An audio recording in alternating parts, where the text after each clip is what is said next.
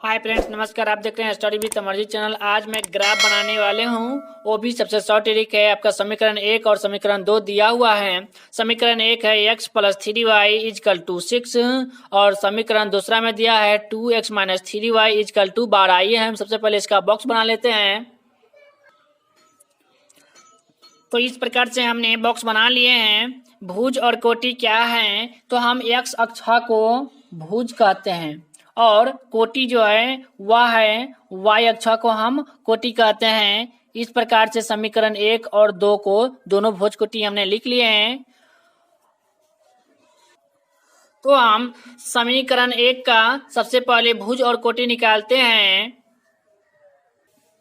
अब हमें क्या करना है, समीकरण 1 में यदि हम x का मान रखते हैं तो y का मान निकल कर आता है, यदि हम y का मान रखते हैं तो x का मान निकलता है। लेकिन हमें वह सबसे छोटी संख्या रखना है जिससे ग्राफ बनाने में आसानी हो। तो सबसे छोटी संख्या क्या है, तो हम x का मान 0 रख लेते हैं तो y का मान हमारा निकल कर आएगा। तो आइए हम रख लेते हैं, यदि x बराबर 0, यानी x का मान हम क्या रखते हैं 0 से। तो समीकरण 1 जो हमारा है x plus 3y is equal to 6, तो यहाँ पर हम लिख लेते हैं x plus 3y is equal to 6। तो हमने x का मान क्या रखा है 0, तो यहाँ पर हो जाएगा 0 प्लस 3y इजकल टू 6। तो 0 का वैल्यू नहीं होता है, इसलिए यह हो जाएगा 3y इजकल टू 6। तो y इजकल टू 6 अपॉन 3, तो 3 दूना 6, तो y का मान जो आया आपका 2। तो हमने आपको पहले ही बतला दिए थे, यदि हम x का मान रखेंगे तो y का मान निकल कर आएगा, यदि हम y का मान रखेंगे तो x का मान निकल कर आया। हमने x में रखे हैं, यानी x अक्षा में रखे हैं 0, इसमें हमने रखे हैं 0, तो y का मान हमारा आया है 2। इसी प्रकार से अब हम y का मान रखते हैं 0, तो हमारा x का मान निकल कर आएगा।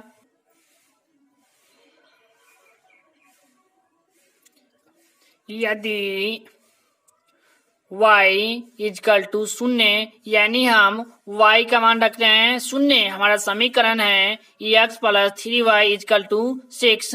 हम लिख लेते हैं यहाँ पर x plus 3y is equal to 6। अब हम y का मान 0 रखे हैं तो x का मान निकल कर आएगा, तो x प्लस 3y का मान हमने क्या रखे हैं 0, यहाँ पर लिखेंगे 0 इजकल टू 6। तो ये हो जाएगा x प्लस 3 को हमने 0 से गुना करेंगे तो यह हो जाएगा 0 इजकल टू 6। तो x बराबर 6, 0 का वैल्यू नहीं है, तो हमारा x का मान आ गया 6। तो हमने समीकरण 1 का भुज कोटि निकाल रहे थे, तो हमने y का मान रखे हैं क्या 0, तो अब हम लिखेंगे y वाले में 0, तो हमारा x का मान क्या आया है 6, तो यहाँ पर लिखेंगे 6। हमने y का मान रखे थे 0, तो हमारा x का समीकरण 1 का भुज और कोटि कंप्लीट हो चुका है। यह मिनिमम 2 ही बॉक्स बनाना है, हमें इससे अधिक बॉक्स की आवश्यकता नहीं है, नंबर में कोई तरह की कटौती नहीं होगी। तो आइए हम इसी प्रकार से समीकरण 2 का भुज और कोटि निकाल लेते हैं। तो x का मान हम रखेंगे तो y का मान निकल कर आएगा, यदि हम y का मान में रखेंगे तो x का मान निकल कर आएगा। तो हमने x का मान रख लेते हैं, यदि x बराबर 0 से, समीकरण दूसरा जो हमारा है 2x minus 3y is equal to 12, लिख लेते हैं यहाँ पर 2x minus 3y is equal to 12। तो हमने x का मान में क्या रखे हैं 0, तो 2 गुने 0 माइनस 3y इजकल टू 12। तो 2 के 0 से गुना करेंगे तो यह हो जाएगा 0 माइनस 3y इजकल टू 12। तो 0 का वैल्यू नहीं होता है, इसलिए यह हो जाएगा माइनस 3y इजकल टू 12। तो y इजकल टू -12/3, तो 3 चौका 12, तो y का मान जो आया हमारा वो आया -4। तो हमने x का मान में क्या रखे थे 0, तो x वाले पर लिख लिए हैं 0, तो हमारा y का मान निकल के आया, तो y का मान हमारा निकल के आया है -4। इसी प्रकार से अब हम y के मान में 0 रख लेते हैं। यदि y का मान में हम रख रहे हैं 0 से, तो सबसे पहले इसका हम एक बाउंड्री कर लेते हैं। तो हमारा समीकरण दूसरा है 2x - 3 इजकल टू 12, तो यहाँ पर लिख लेते हैं 2x - 3y इजकल टू 12। तो हमने y के मान में 0 रखे हैं, तो ये हमारा आएगा, निकल के आएगा 2x का मान, तो -3, y का मान क्या है 0, तो गुने 0 इजकल टू 12, तो 2x - 3 को 0 से गुना करेंगे तो 0 इजकल टू 12, तो 0 का वैल्यू नहीं होता है, इसलिए 2x इजकल टू 12, तो x बराबर होगा 12/2, 2 छक 12, तो x का मान जो आया हमारा वो आया 6। तो हमने y के मान में 0 रखे थे, तो y के मान में हमने क्या रखे थे 0, तो x का मान जो है वो हमारा निकल के आया है 6, तो इसमें भर लेते हैं 6। तो हमारा समीकरण 2 का भुज और कोटि कंप्लीट हो चुका है। तो आइए हम इसे ग्राफ पर सेट करते हैं। तो समीकरण 1 का भुज कोटि इस प्रकार से हमने नोट कर लिए हैं, और समीकरण 2 का भुज कोटि भी इस प्रकार से हमने नोट कर लिए हैं। तो आइए हम इसके सहायता से ग्राफ बनाते हैं। तो हमारे एग्जाम में इसी प्रकार की ग्राफ की कॉपी दी जाएगी, और हमने इस स्केल की सहायता से ग्राफ बनाएंगे। तो आइए हम इसे एक रेखा खींचते हैं, क्षैतिज रेखा। तो हमारा स्केल इस प्रकार से सेटिंग हो गया है, और हमने इस प्रकार से एक क्षैतिज रेखा ले लेते हैं। इस क्षैतिज रेखा को हम कहते हैं x अक्ष वाली लाइन। तो ये हमारा ये लाइन कंप्लीट हो चुके हैं। अब हमें इसी प्रकार से एक खड़ा लाइन इस प्रकार से ले लेते हैं। तो हमारे स्केल इस प्रकार से सेटिंग हो चुके हैं। आइए हम इस पर एक खड़े लाइन ले लेते हैं।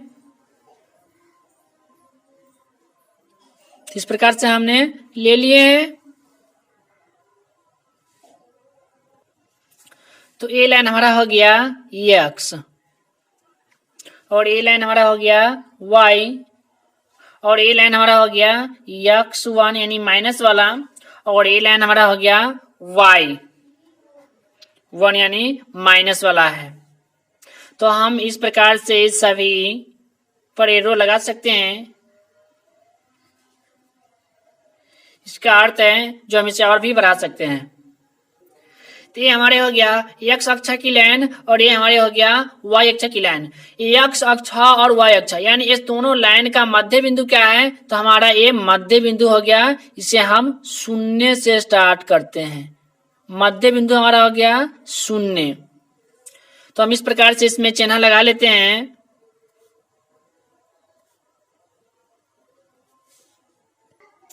और इस लाइन में भी हमने इस प्रकार से चिन्ह लगा लेते हैं। इस चारों लाइन में हम इस प्रकार से चिन्ह लगा लिए हैं। तो ये हमारा हो गया 1, ये हमारा हो गया 2, ये हमारा हो गया 3। इस प्रकार से क्रम संख्या से हमने इसे लिख लेते हैं। 1 2 3 4 5। ये 1 होगा ये माइनस में, ये 2 होगा माइनस में, ये 3 होगा माइनस में, ये 4 होगा माइनस में, ये 5 होगा माइनस में, ये 6 होगा माइनस में, ये 1 होगा माइनस में, 2 होगा माइनस में, 3 होगा माइनस में, 4 होगा माइनस में, 5 होगा माइनस में। ये हमारा समीकरण एक का भुज कोटि है। तो आइए हम इसे सेट कर लेते हैं। यक्स का मान क्या है? तो शून्य। तो शून्य पर हमने बिंदु लगाएंगे। उसके बाद वाई के मान, तो वाई के मान में क्या है? 2 है, लेकिन प्लस में है तो हमारे ये प्लस वाला है और ये माइनस वाला है, और इस वाला भी क्या है? प्लस वाला है, और ये क्या है? माइनस वाला। तो हमें वाई का मान 2 है लेकिन प्लस वाले पर, तो हमने प्लस वाले पर इस प्रकार से बिंदु लगा लिए।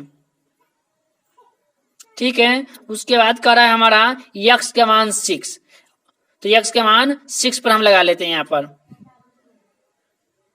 ये हमारे यक्स का मान है और 6 जो है हमारा प्लस में है, तो प्लस वाले में लगा लिए हैं। ठीक है। उसके बाद कह रहा है वाई का मान 0, तो हमने वाई का मान 0, यानी ये मध्य बिंदु है, और एक्स और वाई दोनों का क्या है? ये मध्य बिंदु है। ठीक है। तो हमारा समीकरण एक का भुज कोटि हमने इस प्रकार से सेट कर लिए हैं। तो हम स्केल से सहायता से इस 2 और इस 6 वाले संख्या को मिला लेते हैं। तो इस प्रकार से हमारा स्केल सेटिंग हो चुका है। तो आइए हम इसे मिला लेते हैं। तो इस प्रकार से हमने इसे मिला लिए। अब हम इस पर एरो के निशान लगा लेते हैं। एरो का मतलब होता है इसे हम और बढ़ा सकते हैं। अब इसी प्रकार से हम दूसरे भुज और कोटि को सेट कर लेते हैं, समीकरण 2 वाले को। तो ये हमारा समीकरण 2 का भुज और कोटि है। तो यक्स का मान क्या है? तो 0, तो ये हमारा 0 हो गया। और वाई का मान जो है इसमें -4, तो हमें -4 में आना है वाई वाले पर। तो यहाँ पर हमने बिंदु लगा लेते हैं इस प्रकार से -4 वाले पर। ठीक है। और उसके बाद दूसरा जो है यक्स का मान 6, तो हमने एक्स का मान 6 पर लगा लिए हैं, और वाई का मान जो है हमारा है 0, तो इसी पर। ठीक है। अब हम क्या करेंगे? इस -4 को 6 से मिला देते हैं स्केल की सहायता से। तो हमने इस प्रकार से स्केल की सेटिंग कर लिए हैं। अब हम क्या करेंगे? इस पर एक लाइन ले लेते हैं।